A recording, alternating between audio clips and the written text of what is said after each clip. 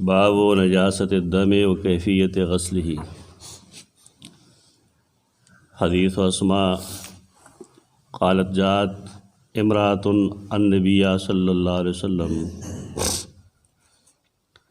फ़क़ालत राअयत इहदाना तहीज़ु फ़िस्सौब कैफ़ तस्नअ क़ालत तहुत्तुहु सुम्मा तक़रुसुहु बिल्माइ व तनज़हुहु सुम्मा तुसल्ली फ़ीह।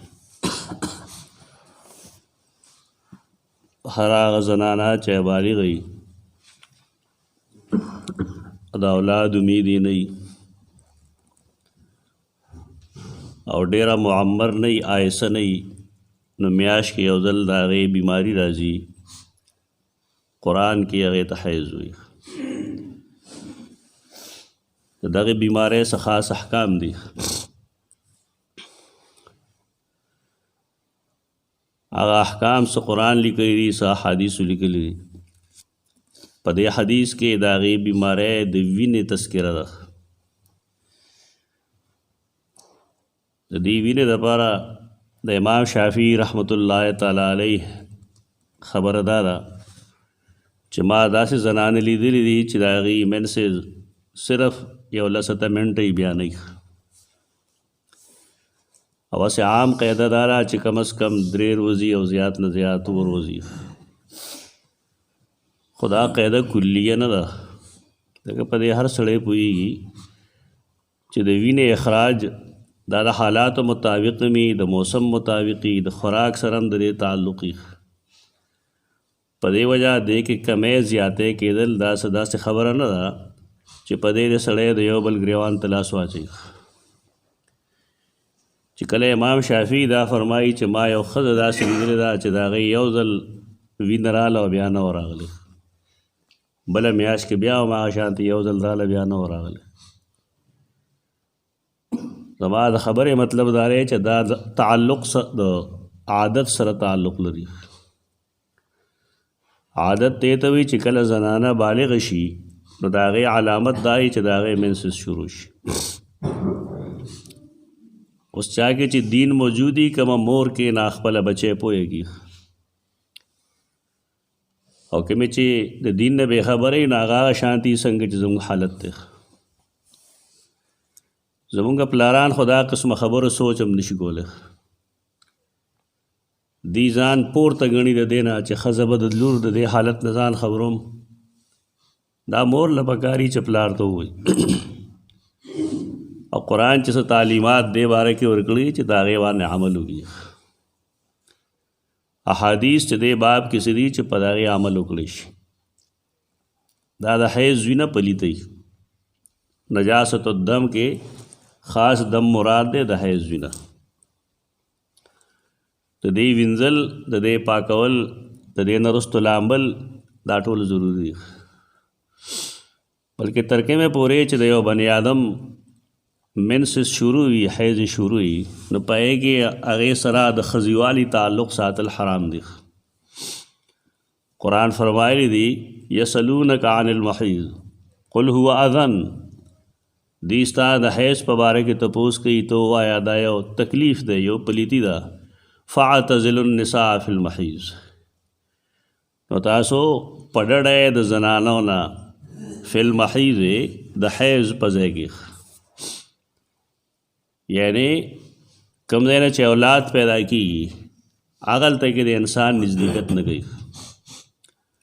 असोख द महीज़ न मुराद वाली हैज़ द हैज़ पर दौरान के द जनाना न डरेता है द डरे दा मतलब नहीं जो सड़े बहुत सारे कीनी पासी न रसूलुल्लाह सल्लल्लाहु अलैहि वसल्लम सैयदा आयशा त फरमायल जमा सर के तेल लगवा अगे वैल जमा हैज़ दे रसूलुल्लाह सल्लम फरमायल हैज़ ता पलासु के न रहे यानी ख़ज़ा सिर्फ द ख़ास ताल्लुक़ द पारा पे इंसान हराम शीख नोर आगे सर टच के दल याद आगे तलाश खुराक या अस्का क्या जामी बिंदल पाए से फ़र्क न वर्जीगी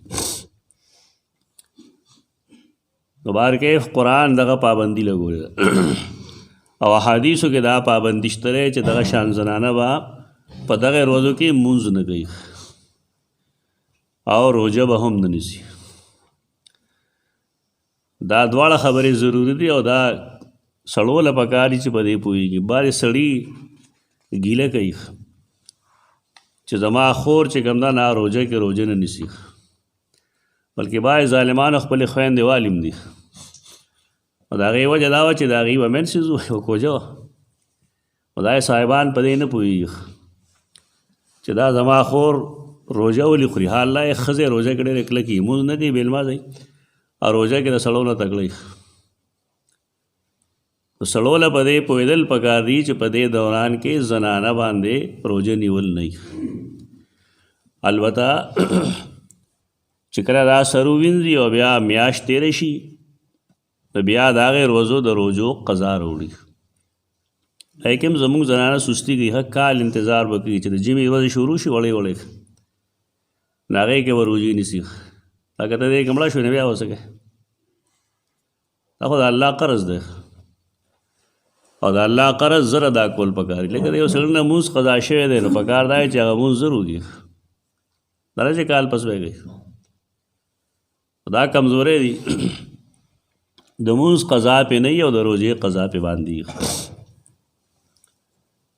اوس سوال دا چې کله دا مونځ نشي کولی، د مونځ پابندي ده، نو استنجا به کولی شي؟ نه. اکثر زنانه استنجا وکړي په دې ورځو کې، مور یې هم نه پوهه، سړي هم نه پوهه، هغه په خپل هم نه پوهه، نو د هغې نه یو بیماري پیدا شي، هغې بیمارۍ ته هسټیریا وایي. د هغې علامات داسې لکه ته ووایې دې کې پیریان ننوتي دي، نو کله سر ځمکې له رابغي، کله یې لاسونه کږي، کله یې خوله کږي، څوک ورته ته دروغ وایي، څوک یې وهي ټکوي، څوک یې پیریانو واله بوځي. دا چې په دې مسله سړی پوهه نه په دې پوهه چې دا پیریان نه دي. پیریان دا حرکتونه نه کوي، او بادو کې پیریان څه کوي؟ اوس پیریان خو یې شاړو تاړو کې هغه علاقو کې چې هلته کې انسانان نه اوسېږي. په کلو کې عام او آبادو کې هغه پیریان وي چې هغې ته موږ شیطانان وایو، چې هغه مونږه اغوا کوي، بېدینه کوي، هم د الله او د رسول د لارې نه مړوي. دا قسمه پیریان نه اوس دنیا کې چې انساني آبادی کم کم ځای ډېري نو هلته پیریان ډوي نه او کوي نو کم وبشي. نو بارکیف دا مصیبت جوړ شوی په دې باندې دی. موږ ته ډېر داسې راشي چې په دې پیریان دي، فلانی چل دی، فلانی چل دی، فلانی لم بوتلي. موږ مختصره غونډه څه شی الله ورکړو، هغې سره الله پې فضل وکړي، ټیک شي. دا بے احتیاطیم شروع شوی، د دې بے احتیاطۍ دا بیماري پیدا کېږي. په دې هم پوهېدل پکار دي چې کله دا وینه بهیږي نو پکار دا چې زنانه یخ څیزونه نه استعمالېږي. بعضې پاګلان خو پکې لامبي، تپوس چې دی که نه بوی راځي. حدیث کې راځي رسول الله صلی الله علیه وسلم ته صحابیاتو شکایت کړو، هغه فرمایل تاسو خپل وجود باندې خوشبو لګوئ، په دغه روزو کې خوشبو لګوئ دې دپاره چې د دې څخه وینې دا بوی بهر نه روځي. د وینځلو حکم نشته په دې کې، هغې دوران کې ډېر احتیاط پکار دی. اوس خو ډېر اسان کار دی، اوس خو غټې غټې پیمپرې راوتلي، بس اسانه خبر نه. خو هغه څوک چې هغه کې عقل وي او عقل استعمالي او شوم نه وي، که نه شوم پړق نه وي، د پیمپرې یو څوک ورساتي او څنګه چې نارینه استعمالي، بوډاګان نارینه استعمالي پیمپرې، چاته د بول او براس تکلیف وي غټ پیمپر ورته خلک اچي. نو دغه شان زنانو د پارم کور کې پیمپرې پکار دي کې د شرم څه نشته دی. په ځای د دې چې سوا سړي خپلې لور او ښځه په اوږه اغوستي او کله یو عامل له بوځي او کله بل له، او هغې له بېعزتۍ کوي، نو ښه دا نه چې په وخت باندې سړی علاج وکړي. عاملینو کې خو ډېر کم داسې دي چې واقعي عاملین دي، خو بدکار دي اکثر. د زنانه عزت اخلي. د بارکیف دا په اسلافو کې یا قرآن کې یا حدیث کې داسې خبره نه وه چې خلکو دې نه ځان له حیا راوستي او دی پریښي خبره. تپوس کوي واقع دا چې دا چل د څوک و. نو سیدہ اسماء دا خور د سیدہ عائشہ رضی اللہ تعالیٰ عنہ میندې جدا جدا دي. قالت جاءت امرأة النبی صلی اللہ علیہ وسلم، یو ښځه راله رسول الله صلی الله علیه وسلم لا، نوی ویل ارأیت احدانا تحیض فی الصوم، په مونږ کې یو کس داسي چې د هغې حیض راشي نو فی الصوب هغه کپړې ته ولګي، د حیض وینه کپړې ته ولګېده او حیض ختم شو بالفرض، یا دا کپړه په کومه چې دا حیض لګېدلی دی نو آیا دې سره به زه څه کوم؟ د دې تپوس ضرورت په دې راځي چې مخکې نه دا مشهور وه چې د بني اسرائیلو کې دا یو قاعده وه. صحیح بخاري د دې حدیث نه مخکې حدیث نقل کړی دی کوم ته زه اشاره کوم چې بني اسرائیلو کې دا طریقه وه چې هغوی به کوم ځای ته ګندګي ولګېده دا به بیا کنچي کو. د دې نه مخکې دغه حدیث د سیدنا ابو موسی اشعري صحیح بخاري کې لیکلی دی. دا خو دې د صحیح بخاري او صحیح مسلم نه غونډه کړې ده د کتاب. د سیدنا ابو موسی اشعري او د سیدنا حذیفه د دوو صحابو روایت دې نه مخکې دی لیکلی دی امام بخاري چې کله بعد د بني اسرائیلو کپړې ته ګند ورسېدو نو هغې کې د وینځلو حکم نه و او هغې کټ کو، او کله چې به د هغې جلد ته ورسېد نو به هم کټ کو. په دې جلد باندې ډېرو خلکو پېښې کړي د پخوا نه. جلد باندې سرمن به یې څنګه پرې کوله. دا مسله چې کله سړی ډاکټري په خپله کوي که نه بیمار شي، زموږ دا خلک ولې بیماري دي ډاکټري په خپله کوي. مثلا یو سړی دی د هغه ته څه تکلیف وي چا وله دوایي ورکړي هغه شان تکلیف بل چا ته پیدا شي نو دا زر دی لړ شي هغه پسې لکه تا څه شی خوړلو او ته یې پلانې شي دا ورله ورکړي نو هغه ډېر شي وي دا لکه څنګه چل دی ته یې ډېر کړی زه یې ښه کړم. د دې خو اصول وي یو بیماري راځي د هغې ځان له اسباب وي. یو سړی چې ځان له ډاکټري کوي د هغې نه هغه وجودونه جوړېږي کوم چې نن زموږ د خلکو دي. سترګه به د یو سړي د یوې بیمارۍ نه وجه وي هغې دپاره به علاج جدا وي، د بل سترګه به هم خوږ شوي د هغې وجه به جدا وي، دی وله هم هغه دوایي ورکوي چې په هغې د چا سترګه ښه شوې وه. دا خو نه ده ضروري. دا ډاکټران چې منع کوي چې په خپله علاج مه کوئ د هغې وجه دا ده چې دا اول تشخیص وغواړئ چې سبب څه دی. سر خوږېدل یو بیماري ده نو هر سړی وایي چې ګنې دا دې سړي سر په دې ښه شوی و د دې بل به په دې ښه کېږي. به داسې نه وي، دا خو دوه او یا وجې دي چې د هغې د وجې سر خوږېږي. 72 وجوه دی نو اول هغه دوه او یا وجې کتل پکار دي چې دې سړي ته کومه وجه ده چې د هغې د وجې سر درد راغلی ده. لکه د نظر کمی پکې هم یو وجه ده.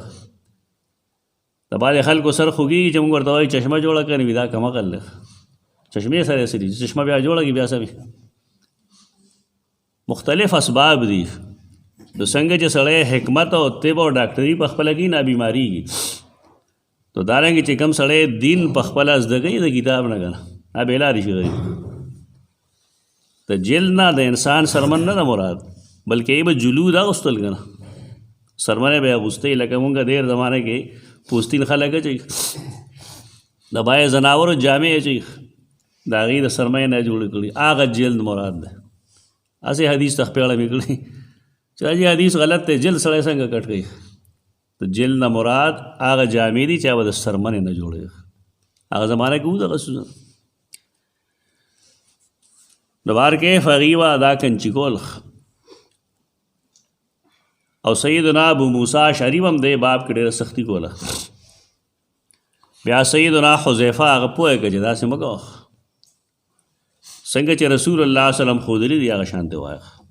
نو دې سره دا فکر و چې آیا مونږ به دا کپړو ته چې کله ګند ولګېد منسز ولګېدل نو دا مونږ کنچي کوو کیف تصنعو دا به څه کوي.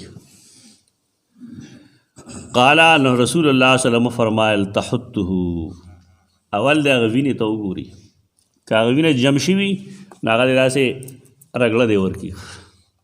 نرمول پکار دی هغه ځای او نرمول خو یا په لاسو کې دی شي یا اوبو کې کېده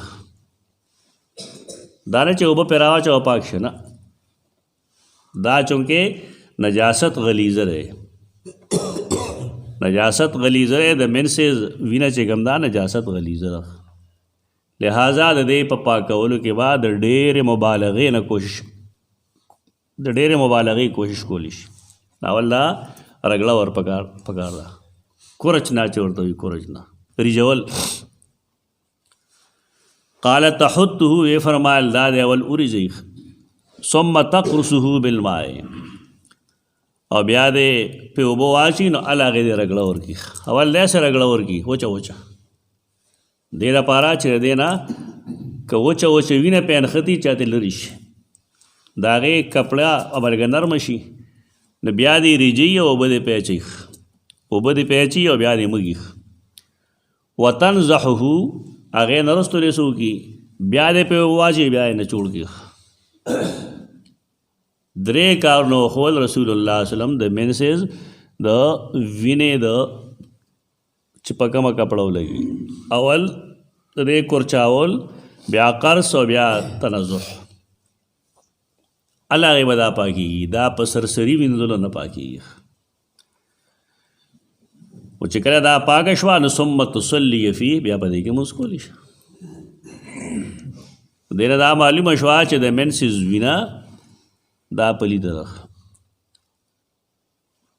और दे नजासत दा गलीज दे ज़का रसूलुल्लाह सल्लल्लाहु अलैहि वसल्लम पदे बांधे पदे के तशद्दुद की सख्ती पे गई कि दे बाप के तो सख्त ज़रूरत है दा आम अभी ना जता से इनसे खबर ख़त्मश दा गलीज भी ना दा और नजासत हम दे गलीज दे और भले होते आ खबर मालूम अशवा चे विंदलेशे जामा की मुस की पौर्णम हदीस के वेलू लुंदवाले दे जामा बांधे कुछ छे न दे और तार आगे ना गन लरे कड़ दे न बस ठीक था मुस की बके तो लुंदवाले पर बुनियाद बांधे यो कपड़ा पलीती ही ना अक़ूलु क़ौली हाज़ा अस्तग़फ़िरुल्लाह।